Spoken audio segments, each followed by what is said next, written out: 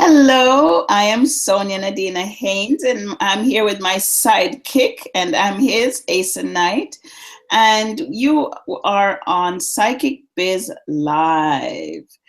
Today, we're going to be talking about this is my very first published book, The Power of Money. How you see money is how you see yourself. We're going to talk about why we have such a huge emotional issue around money.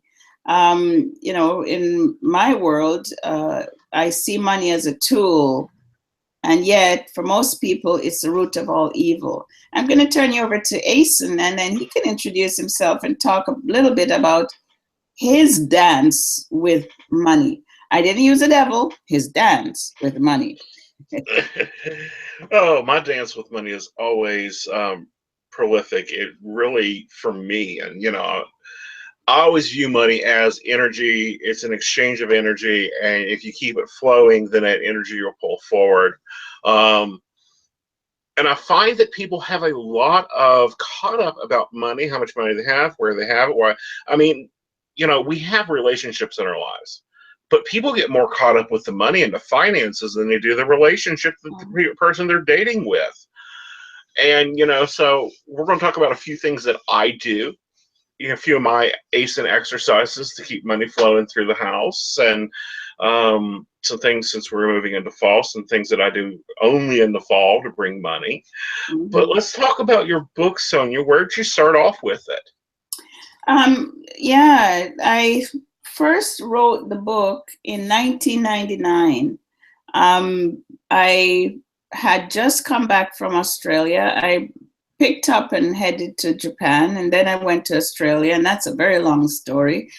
And in the process of traveling, I met people who were mildly successful, ones who were successful, ones who were born wealthy, people who were struggling, and mostly artists and intuitives.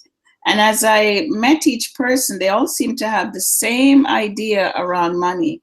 The people doing all right for themselves figure that, they have to try and keep up with the Joneses. That kind of thing where you go out and buy a bigger car because the guy next door has a car bigger than yours, and you got to go get one to surpass him. Top him. Yeah. And then the ones who are barely doing, and that's mothers and women and artists and musicians, they tend to give away their time and their skills for nothing.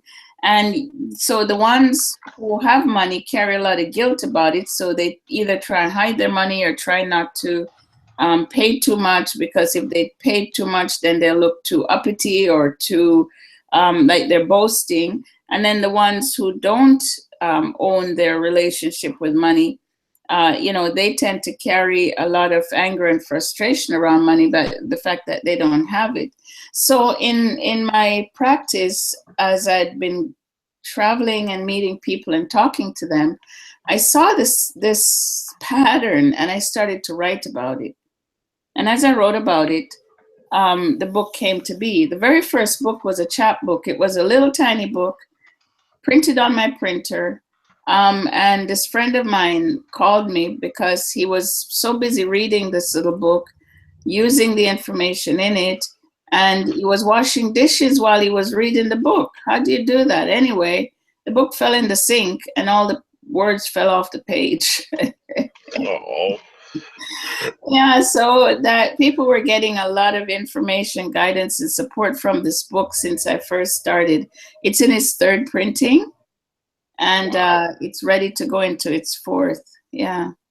Yeah, and I'm quite sure it'll go into its fifth and probably have an update come out to make it sixth. Because I like your book because it's a workbook. Yes, it is. It makes you sit there and think about it.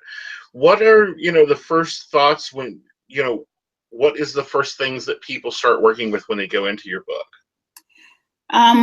Well, the first thing they work with is their relationship with the word money. And I put money on the book because people are scared of the word. And you know, I've had where I've been in events where I've got the book there and I've got the power of money, and people walk up, the power of, and they see money and they go yee, and they literally back up, cross the aisle, and go down around me, so they wouldn't have to be near that word. And so they have to make a decision that money itself is pure energy. It has no legs, it has no arms, it has no teeth, it's not going to bite you. It is just a word. And money is encompassed in paper and coins. And it doesn't matter. So there's money, the word, and then there are dollar bills, quarters, and Canada loonies and toonies, which you found a bunch in your wallet, in your bag. There are francs and pesos. Those are all money.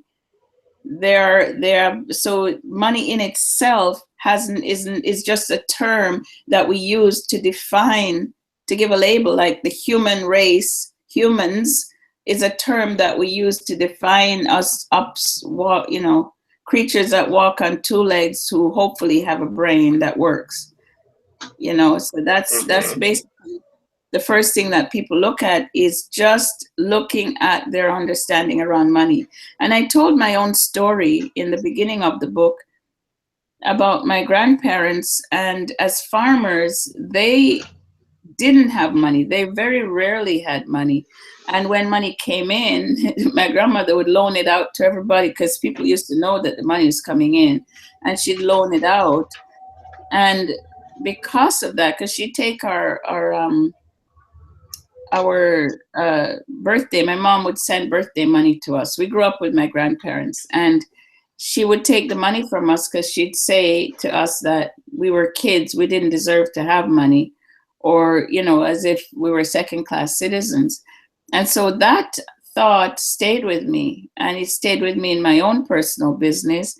And that's another thing that I realized, which was how powerful your childhood story, observing your parents in their relationship with money, observing your own personal relationship with money as you're growing up. That's how I realized that, you know, our childhood, our past, has such a powerful impact on our ability to achieve success. It does. Yeah. It does, because, you know, if you look at someone that's, you know, is used to a father working 2 or 3 jobs and being told money doesn't grow on trees, and, you know, money's hard to come by. You know, you're going to get into that. It's always going to be programmed in as something negative, something hard to handle. Come here closer. There we are. Okay. But, you know, if you're brought up understanding what money really is, and all it is a transactional use. It could be rocks, curry shells, curry shells, salt, sugar, tea. All those have been used as money. Yeah. It wasn't until probably the late 1700s, early 1800s, we started having paper money printed, and even then, it wasn't even considered money, because and it was only because people were stealing the gold that the miners were bringing out. Yeah. I mean, as far back as Roman times, money is the only way we can actually create an even keel in value, right? Because someone had said to me, many people, especially spiritual people, got into the whole barter thing. Oh, well, what about barter? Barter is so great. But everybody has to start off at zero in order for barter to work, which means everyone must have 2 chickens, 2 cows, well, 2 chickens, maybe half a cow, 4 ears of corn, and so on. And then they produce it and make it more, so that when they do the bartering, you know, my chicken is worth an ear of your cow, so to speak, right? And so everybody has that even keel, so that they can create or figure out the balance of things. I've watched bartering, and I got into bartering only twice, because I realized the imbalance in it. Someone said to me, oh, can we do a barter? okay, I didn't actually know what barter was, so I went and I looked it up, and what it said, and I said, okay, that was when I was young and stupid. So I said, okay, and they said, well, can we have a reading, and I'll barter you for something, whatever it was they had. So I said, sure. They wanted the reading first, and I didn't know enough to say, give me your thing first, and I'll do the reading after. Because after I did the reading, and I'm waiting for my thing to come through, it never did. When I asked them for it, oh, well, and so there's all sorts of excuses, and the barter never followed through. So the value, it's like, how much do you value this? How much do you value that? And the funny thing is, when people start looking at value of things, it still has a monetary yardstick that they use for that valuation. Regardless of what they do. People are saying, well, you don't need money for happiness. But I think it's Van Gogh or one of those artists that says, I'd rather be a poor man with lots of money. I'd rather live as a poor man with lots of money, right? Because you need, even this homeless person living with the blanket, someone has to have spent money to buy that blanket, to buy the material, to put it together, to make it. So regardless, there's no way people can say money is not important or money doesn't bring happiness. It's important because we use it every single day. And whether we use lots and lots of it or a little bit of it, it's about being content with what we are bringing in and what we have if it makes our lives happy. Exactly. And, you traveled to Japan, and in Japan and China, both of those countries have a valuable view of money. Mm-hmm. It's probably the most honest view of money. Yes. Their religion or their viewpoint even has a guide that just deals with money. Okay. It only deals with money. It's literally a crime to step on money in that, if you drop a dollar or a yen and it goes blowing down the street and you stomp it to catch it, you're going to get fined, which is going to cost you that yen you just stepped on because they see the value of that energy. Something that I find really hard within the spirit community is us setting value on ourselves. Yes. Well, and in any community, when you have to sit down and go, okay, how much is this really worth? And I think that, we are all learning, still figuring out, the dollars and cents to our value. Something funny, which will be in my next book. We have a hard time valuing ourselves. And yet, in the days of slavery, I know it's slavery, each individual had a monetary value. Woman, broad-hipped, maroon toned skin, $1,200. Do you know that? Yeah, slaves were put in like the cattle with a dollar sticker attached to them. Right? And I know the slavery stuff was bad and all this stuff, but the fact is there was an actual physical dollar value. Why are we having such a hard time putting a dollar value to ourselves? Right. Because it's just the energy of money. It's nothing more money is just energy. It's just air. Anything you do comes from you. Everything you do comes from you, comes from your inspiration, comes from your intellect, comes from your muscle, comes from your brawn and your persistence and all, right? Everything. Whether you're a seamstress or you're an intuitive Reiki healer or you're a meditation teacher or you're a psychic giving guidance, it all comes from you.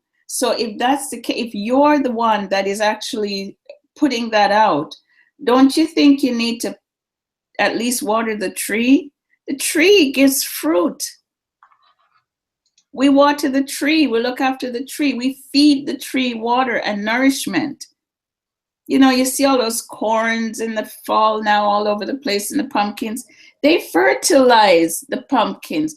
They fertilize the trees, they nourish it. And it's money is kind of like our nourishment. It is our fertilizer so we can do more of what we do.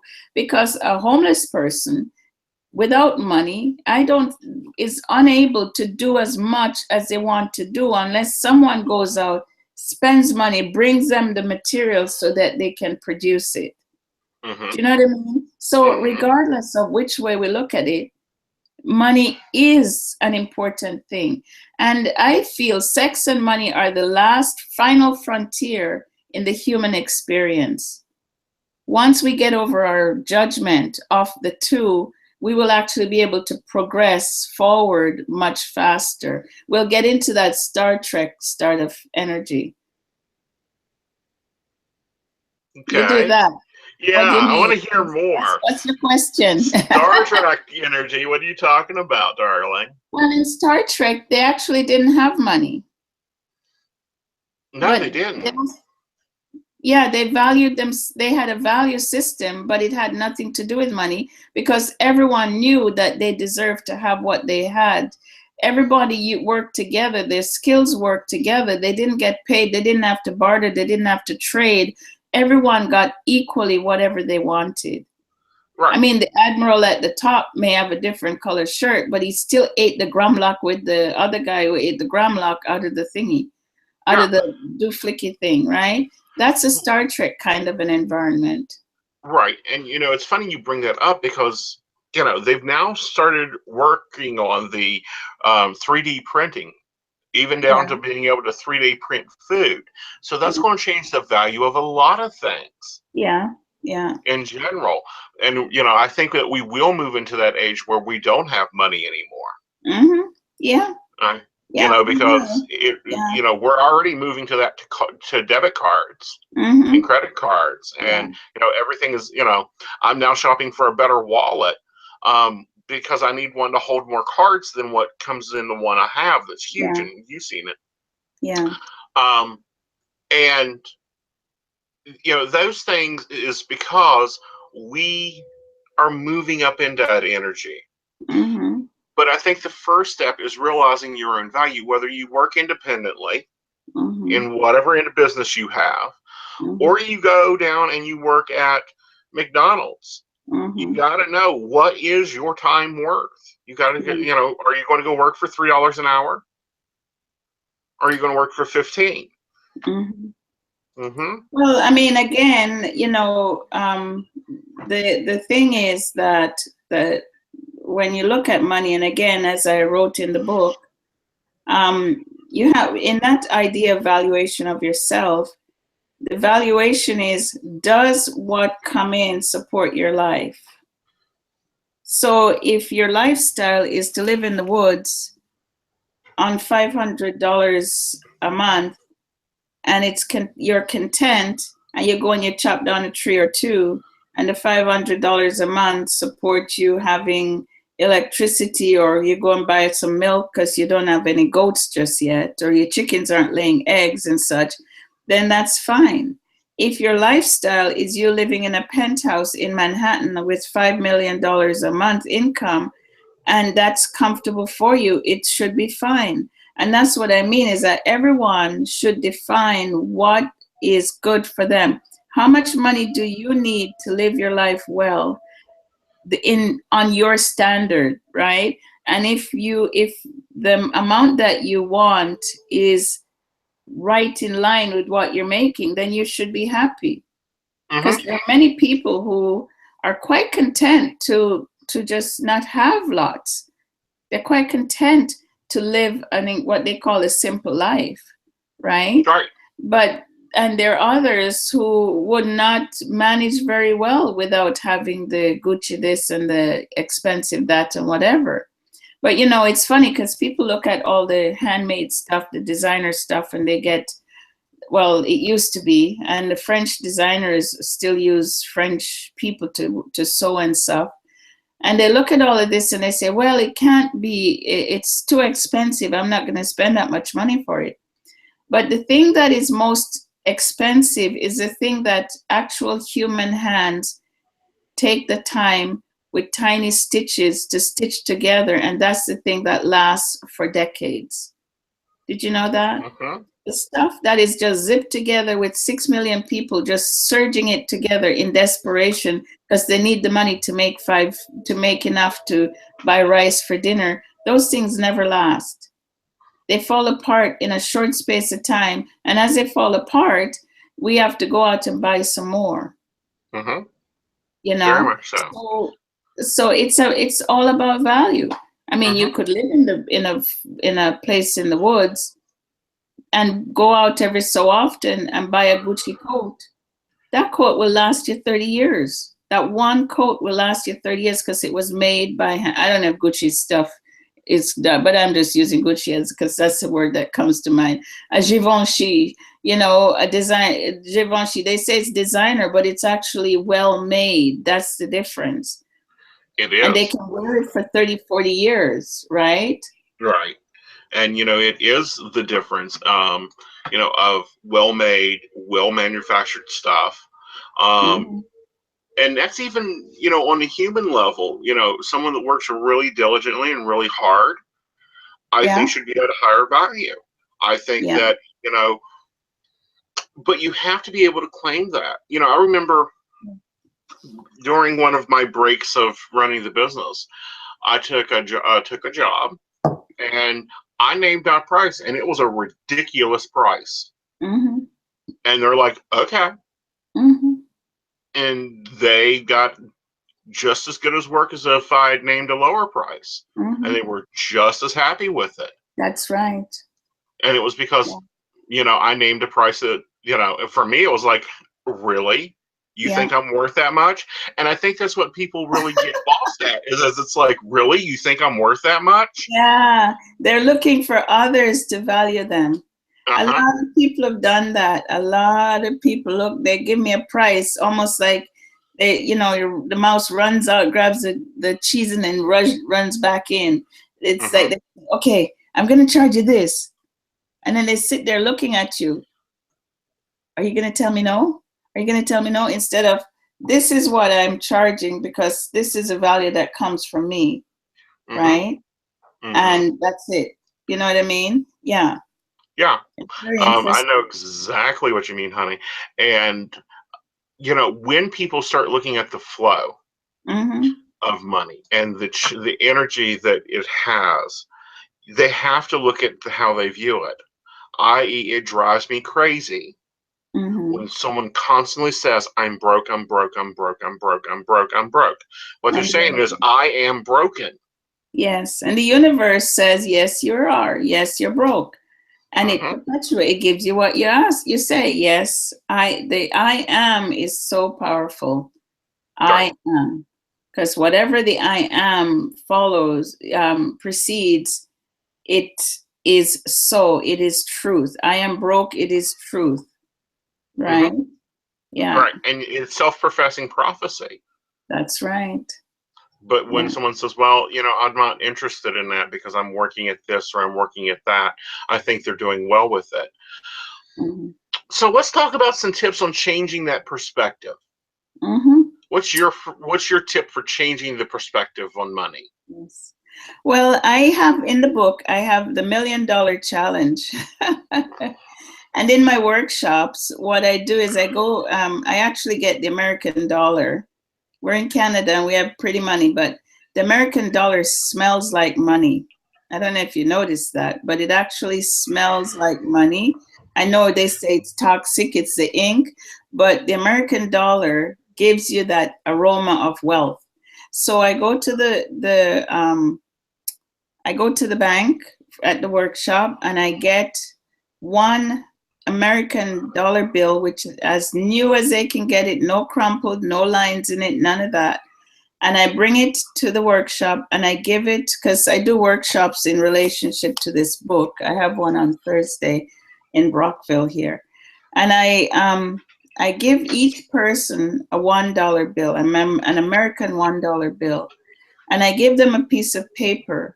And I said, now close your eyes and hold that $1 bill and imagine that it's $1,000,000 bill. So it's got a one on it. Just imagine the other zeros with it. Now, I'd like you to spend that $1 million. And they have to sit down and write down how they're going to spend the money. And would you believe that most people, the first thing they have on their list is, I'm going to buy a house for my mother. I'm going to give this to the charity. I'm going to do that, and I'm going to do that. And it's funny because our inner self wants us to put it first. Children are selfish, always selfish. Children, it's the child's survival. It's necessary. The child will survive when it focuses, it becomes self-focused. So, you know, they start writing this list, and the list goes down. Some people, when they get, after they've spent the money out, some people actually write down how much each thing is gonna cost and how much they're gonna give out, and then they calculate it down to the last penny of the $1 million. But usually none of them put themselves at the top of the list. So if the universe is bringing you money and you're not at the top of the list to receive, where's the money gonna go? Not in your hands.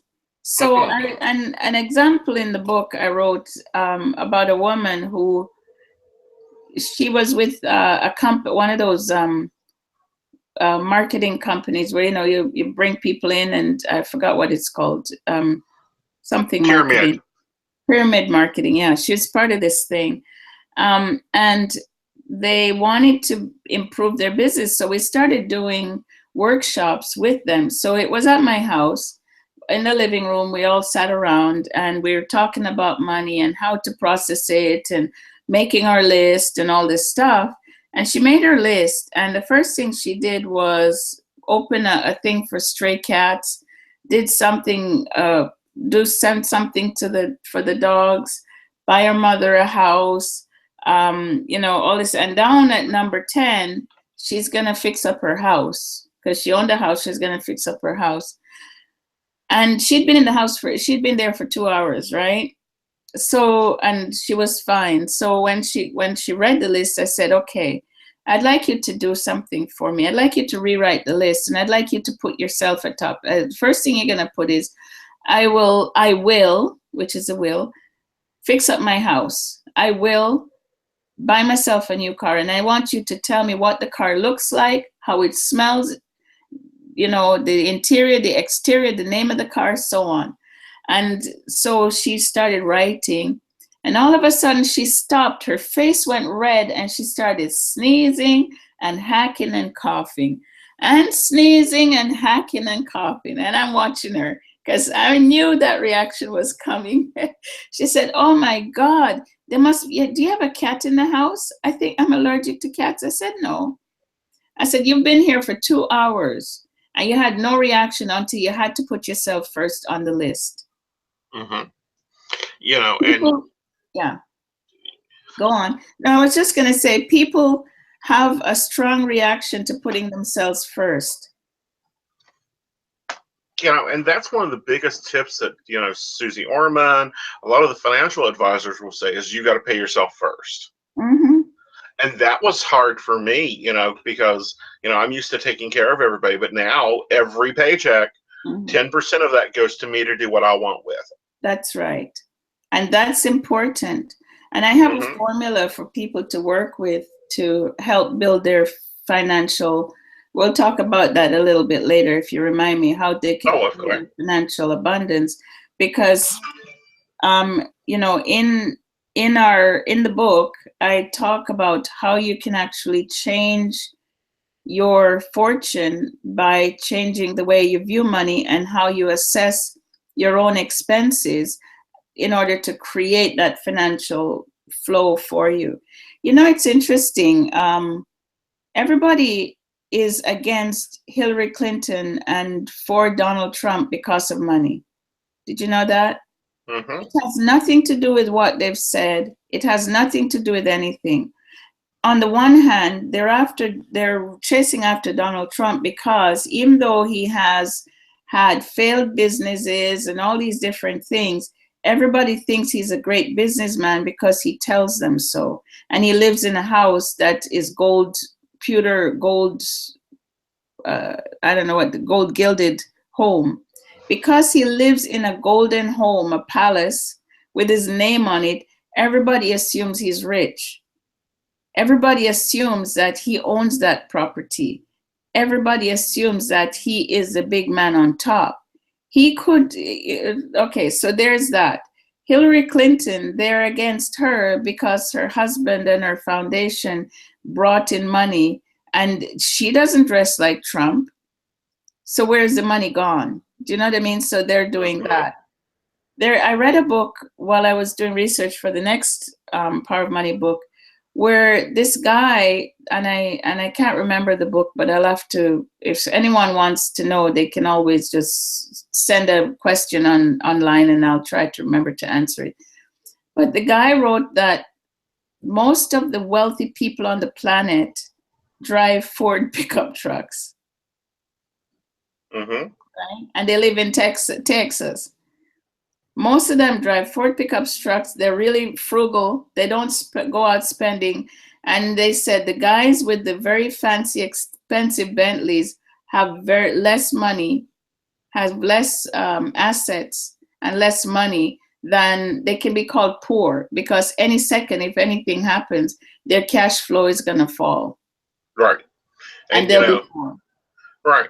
And, oh goodness, what was it? A couple years ago, they had that big news story about that person that was homeless, looked homeless, lived in a car, didn't spend anything, and they were a millionaire. They had more than $1 million in the bank. Looking at what is his name? He's the one that could pay off America's debt with one check.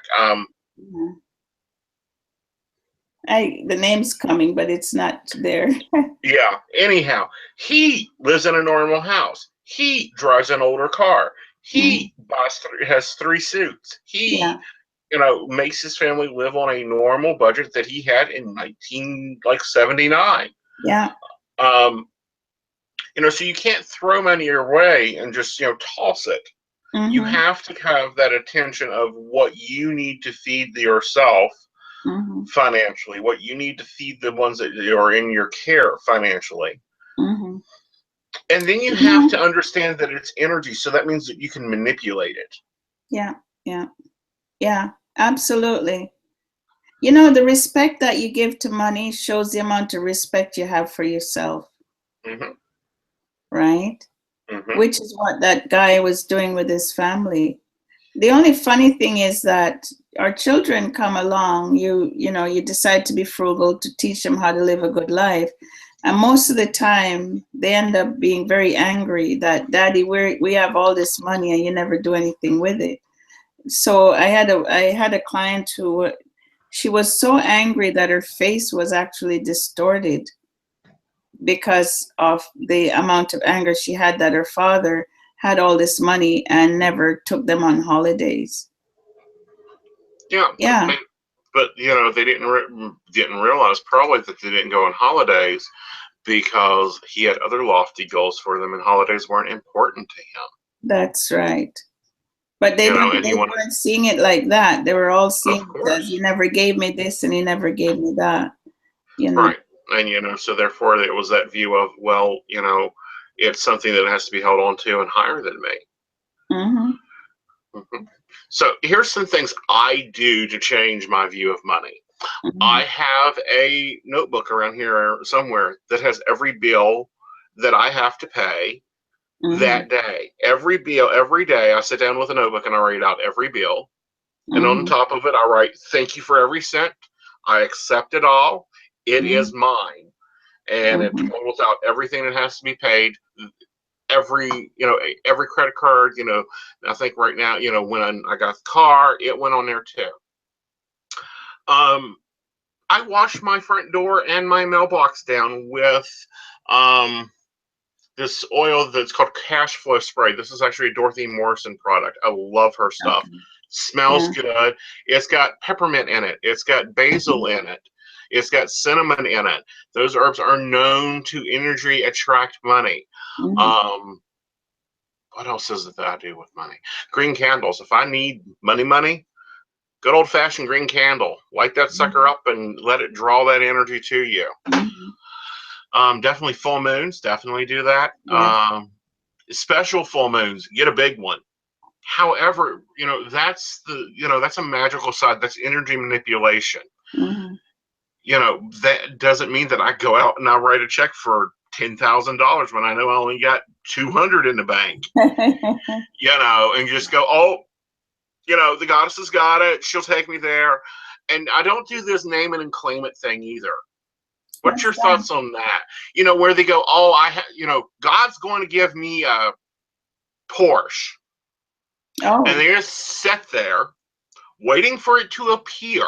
When The Secret came out, a lot of people done this. They envisioned themselves having this big fancy lifestyle, but they just sat there.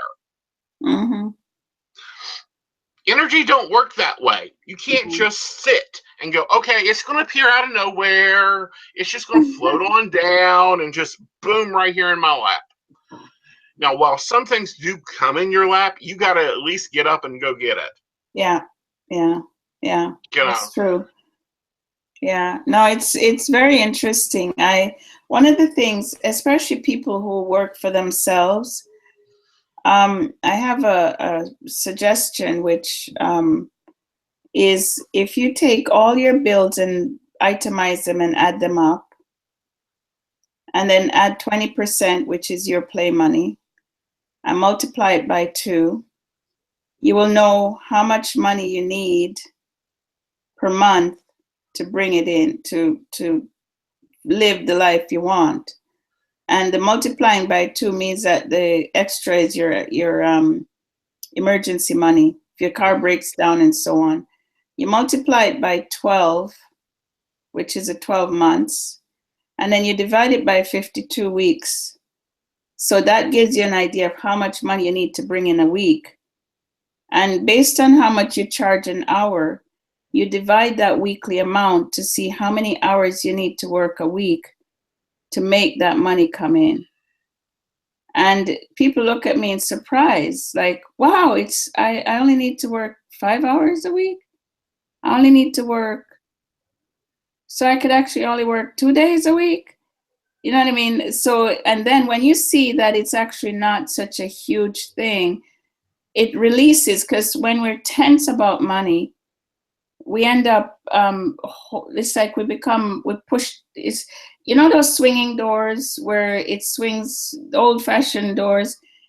It's like you're on one side pushing against the door and your money's on the other side pushing to come to you. It doesn't go anywhere. The both are stuck, right? So if you relax, the money pushes it at the door and here it is, it tumbles in the room with you. And sometimes when it tumbles for some people so hard that it's splayed all over the place, like them winning a lotto. And then they try to feel, oh my gosh, what am I going to do with this? They wanted it so badly that it showed up in such an avalanche that they end up giving it all away and become poor in the next second. So part of the emotional aspect of money is looking at how you would feel if you have it.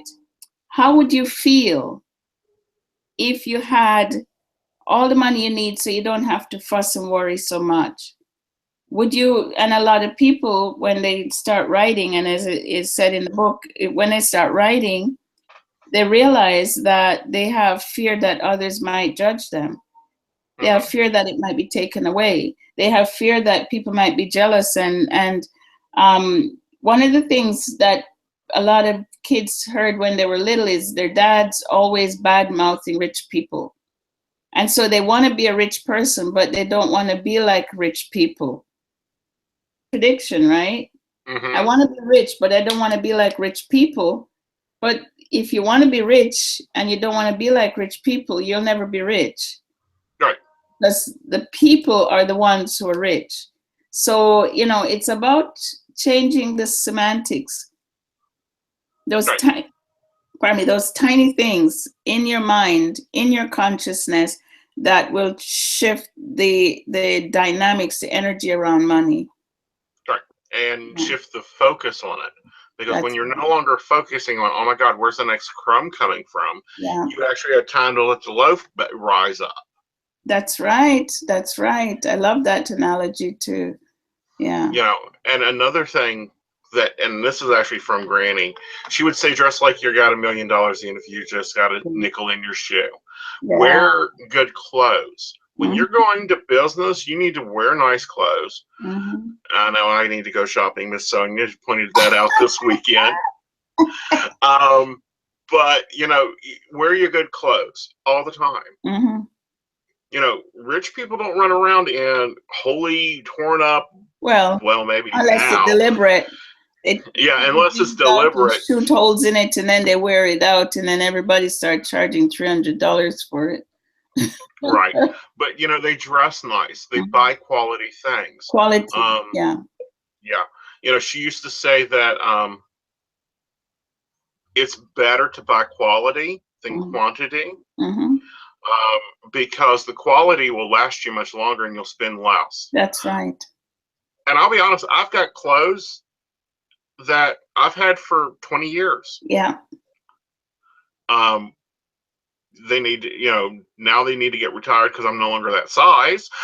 But, you know, it happens that way. You buy good quality clothes, they last. You buy a quality car, it lasts. Cars, you know, can last 20 years, people. Yes. From beginning to end. You don't need to be trading every 3 years or every 4 years or every 6 years. That's actually what I think sunk American manufacturing in auto, is because the Chinese looked at it and said, oh, you're building this car to last only 3 years? We can build one to last 40. And they did. And that's why we get so many imported cars. But take real looks at it, but be honest with yourself. Yeah. You deserve to be comfortable in your life and not stressing. You deserve to be happy in your life. You should not be having a mental breakdown when you get your paycheck at the end of the week. Yeah. Trying to figure out, oh my God, where does this cookie go to?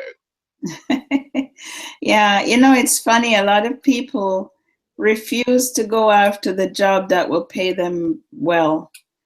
And that's one of the guidance I give is they say, well, you know, I have 2 jobs to choose from, you know, which one should I choose? I always say, go after the money, follow the money.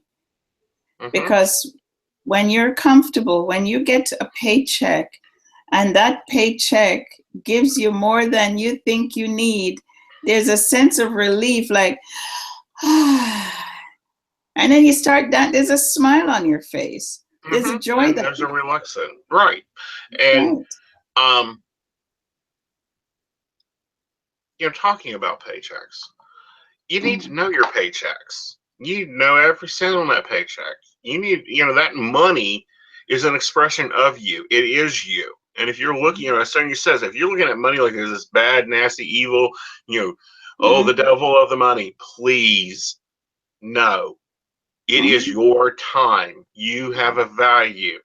You know, the slave trade was awful, but it taught us one thing. Even humans have value. Add value, a very rich man said, every man's got his price. I just have to find his price. Yes.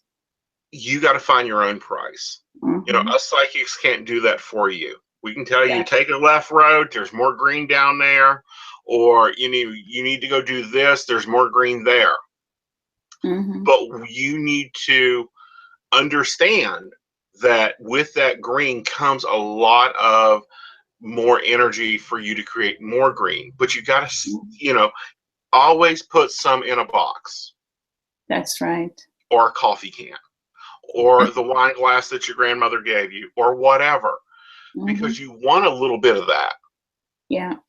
You know, there was a woman, you were telling me this weekend. I'm going to flip it back over to you. Yeah. The woman with that paid you in toonies. Oh, yes. She had read my book several times, and I did workshops where for the weekend, well, it was like a week's process. It was $900, and people they paid 50%, and then they paid the balance when they got there and such. And she said, I want to do the workshop, but I haven't got the money. I said, well, all you have to do is just decide that you want to attend the workshop and then leave yourself open for the money to show up. So then she was cleaning her house one day, and she kicked this glass jar that she had. She had been saving up toonies. Toonies in Canada are $2 coins. And she'd been saving up toonies, and she'd been doing it for a year. She said, oh my goodness, it was almost full. She took the jar and she tipped it out on the table, and she said to the universe, please, I'd like to be able to pay for the course, buy myself a present, and also have gas to go and get back home. Well, she counted and counted and counted, and she had exactly what she needed in toonies to attend the workshop. Plus, she had enough to buy herself a present. She brought it with her. Plus, she had more than enough to buy gas to get to the event and back home again. So she used that principle of the law of attraction. You ask for it, and you don't try and figure out where it's coming from. If it's a job that you're doing, then you use that job to bring the money in. But if you're working and you don't know, you'd be amazed. You find, you remember how happy you feel when you go into your winter coat pocket and you find a $5 bill in there. You can go buy a cup of coffee.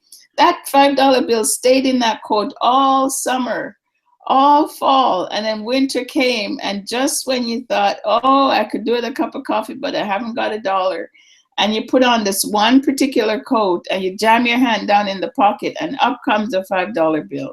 Wow. That's what happens. Yes, it is.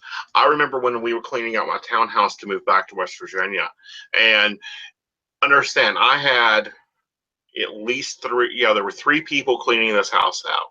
And I'm not the best with change in America. It was I had to have help with change when I went to Canada. And I would just stick it, I'd stick it here, stick it there, stick it here, stick it there. We found over $1,000 worth of change just hidden throughout the house. That's right. Where I would just empty my pockets out and drop it in this whatnot, drop it in that whatnot. And it's amazing, these little seeds you plant. Yeah. How much do they grow? Mm-hmm. And people don't get that. Anymore in America, they're throwing pennies and nickels and quarters just all over the place because they don't want to spend it. But then you turn around and yap that they don't have money. I'm like, you got money, you just threw it out. Yeah. So you've got to respect that energy. I mean, it's like the law of attraction. It works if you respect that energy to work with it. If you order a pizza and then you give it to your next door neighbor, well, next time the pizza man's just going to bill you and deliver it there, it would be sooner and quicker. Yeah. I like you. You have one of your chapter. I think it's either the last one or the second one because I was flipping through it at the event this weekend. Yeah, I think it's called Charity. Something about charity. Oh yes. Charity begins at home. We have time. I'll read a little bit. We've been taught throughout our lives to put others first. In a disaster, the women and children are usually saved first. During a famine, the mother will feed her children before herself. Because father is usually the support system and the breadwinner, putting himself last puts his family at risk. Should anything happen to dad, the family is left in financial distress and at the mercy of the system. Mom feeds the children first and she perishes, leaving her children at the mercy of strangers. The wealthy survive because they know the first rule of survival. They're aware that to take care of themselves first will afford them the strength and freedom to take care of their families well. Dad knows that he must be healthy and strong to survive in order for his family to maintain the status he built for them. We're all aware that what makes us happy is knowing that our loved ones are safe. We make decisions for each other without allowing our loved ones to choose. If everyone chooses to survive together, we would get ourselves out of harm's way much easier. Each person pulling for himself, which ensures that the others survive. So that's the thing, is that if you, and on the plane, they talk about putting your mask on first before you help someone else, even your child. Because if your child doesn't know how to put his mask on, and you don't put your mask on first, the child will perish, you will perish, and what's good in that? Put your mask on first, now you're safe, then you take care of everyone. That's how the future of our financial state will be on the planet. And that's how the wealthy makes it. The wealthy makes it because they know how to put themselves first. People get upset because they say the wealthy is selfish, but the person who's getting upset at the wealthy is the one who puts himself last, always last. And then his inner self is very angry and very grudging because he thinks he's left behind. Everybody's moved on without him and he's left behind. So put yourself first, and I guarantee you everyone will benefit. And poverty on the planet will start to end. Yeah, because we're starting to care for ourselves. We're starting to work for ourselves. Yes. Whether it's, and when I say work, I don't mean get up, get a 9 to 5 or a 4 to 3 or a 2 to 7, but get out there and see the value you're adding to your life. Even housewives. This is, I'll be honest, I'm kind of a little tissy on money. And this is why. Yeah. Example. Housewives, they used to sell their crafts, their baked goods, their home goods to make a little egg money or a little whatever money. You don't find that anymore. Yeah, no, she's chasing the kids and not putting herself, she's not utilizing her gifts. Exactly. Your value is in what you're capable of doing to support yourself. Right. Another one is teenagers. Oh my God. When I was a teenager, I had 12 houses that I kept mowed. I had 2 newspaper routes. I was a little mogul. Okay. I made more than my father did in July and August every year. Guaranteed. And he was working at least 40 hours a week plus keeping the church. Yeah. You can't find a teenager wanting to mow grass anymore. Yeah. Or to, come work the garden or, anything like that. At least not here. They just don't have an interest in it. So they don't learn that value. Yeah. Yeah. Well, they've been made to think that everything comes easy. Like milk just shows up at the door. They don't know that someone has to milk the cow or feed the cow or get it out into the pasture and such. And I think that's the sterile aspect of life. We've sterilized life so much, keeping our children, keeping one another from really truly experiencing it, that we've ended up pretty much creating a fantasy world where we think everything just shows up. We're not there yet. The human race has not reached a Star Wars place yet where we can go up to the thing and say, Earl Grey tea, hot, and it goes, bleep, and there you have it. We haven't reached there yet, so we still have to do a little bit. Well, hopefully they'll improve the voice command before then, because Lord knows, you say Earl Grey hot and they'll put your sweater out that's nice and warm. So we got a question in the chat room, and I'm going to throw it to you first, and I'll feed into it. It's from Joy Groves, and she says, can you tell me what you see about migraine coming in regards to me relocating and finding employment? Thanks. I don't have my cards, so I'm going to pull it out of the air there. Take it from your gods, honey. Yeah. Does she live in Arizona, like a desert kind of place? Do you live in a desert kind? Because I see you somewhere where there's desert, but it's kind of a contradiction. It's a desert with water or a river or a lake or something like that. I see her. Someone owes her money. someone owes her money, it's a long time, and the money is going to be coming into her. When She that says she happens, lives in Florida, so that makes sense. okay, so someone owes her money, and it's coming in from like, she probably thought she'd never see it again, but they haven't forgotten about her, and the money's going to be coming in. When it comes to living, she needs to go a little bit north, and unless she's at the north of Florida, I'm trying to visualize Florida in my head, but she needs to go north up that freeway and then go back towards the water, and she will have employment. Okay, very good. I feel like she's looking at probably spring. Yeah, I'm going to agree on going north. She needs to go out and explore, and I'm going to say it's springtime with the page of wands showing up here. I would say this is spring. I could see your desert from the Florida area, and Yeah.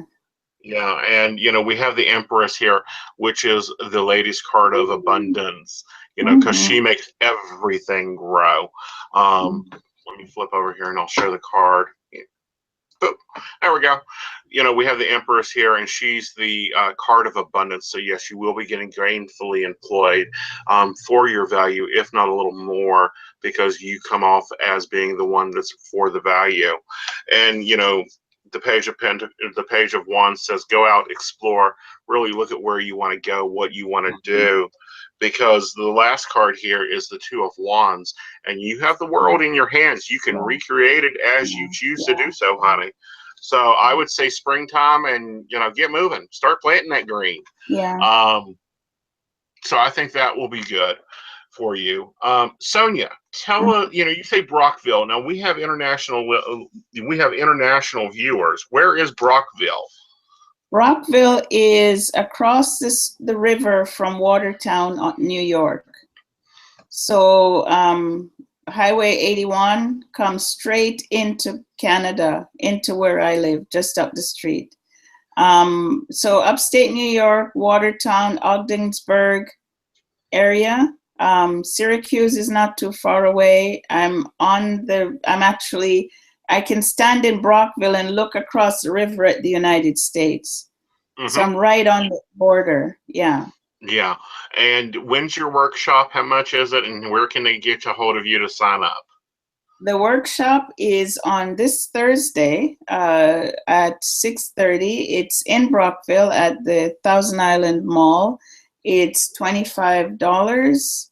And they can email me, contact@soniahaynes.com, and they just have to, they'll find my website name, soniahaynes.com. So it's contact@soniahaynes.com to register. Okay. And what about your book's on Amazon, isn't it? All my books are on amazon.com.ca. The Amazon goes all over the world. So yeah, that's the com. Right. The Power of Money book is in hardcover, soft cover, and ebook. So it's in the 3 formats. I like the soft cover. The hardcover is for you to keep, not stain it. The soft cover is for you to do your exercises in. And the ebook is for you to read, stop for a moment, think, and then read again. The book was written in a workbook format, not for you to gobble it up and read it all from end to end, but for you to pause and think and reflect and find the answers and then read again, so that it can actually literally change your life. Right. And, refocus your life. I love your books. I've read that one, The Power of Money. You sent me that one when we had you over at the coffee shop, and which you just finished.